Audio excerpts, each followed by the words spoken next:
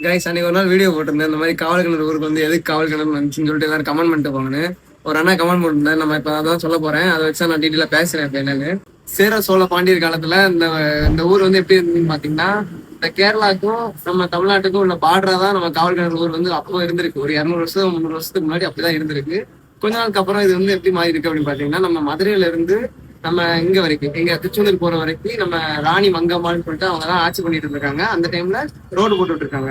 அந்த ரோடு வந்து எதுக்கு ஹெல்ப்ஃபுல்லா இருக்கு அப்படின்னு பாத்தீங்கன்னா, நம்ம பக்தர்கள் இருக்காங்கல்ல, முருக பக்தர்கள் வந்து நடந்து போறதுக்கு கொஞ்சம் ஹெல்ப்ஃபுல்லா இருந்திருக்கு. எல்லாரும் போயிட்டு இருக்காங்க. அப்ப இந்த காவல் கிணறு ஊர்ல தான் கிணறு வச்சிருக்காங்க. கிணறு வந்து எதுக்குன்னா, இந்த பக்தர்கள் குடிக்கிறதுக்காக தண்ணி எல்லாம் இருக்க மாதிரி வச்சிருக்காங்க.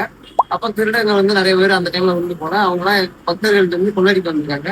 ஸோ அதுக்காக காவல் கிணறுல கொஞ்சம் ஆட்கள் எல்லாம் போட்டுருக்காங்க. காவலுக்கு ஆள் போட்டனாலதான் காவல் கிணறு அப்படிங்கிற மாதிரி இந்த ஊருக்கு பேர் வச்சிருக்காங்க. தமிழ்நாட்டுக்குள்ள காவல் கிணறு அப்படின்னு உள்ளாகி அதுக்கப்புறம் இந்த கன்னியாகுமரி எல்லாமே சேர்ந்து இப்ப தமிழ்நாட்டுல இருக்கு. இதை வந்து யார்கிட்ட கேட்டேன்னு பாத்தீங்கன்னா, கமெண்ட் செக்ஷன்ல கமெண்ட் பண்ணிருந்தீங்க நீங்க தான். அது ஒரு 90+ லைக் வந்துருச்சு இந்த கமெண்ட்டுக்கு. ஸோ அதான் பேசுறேன்.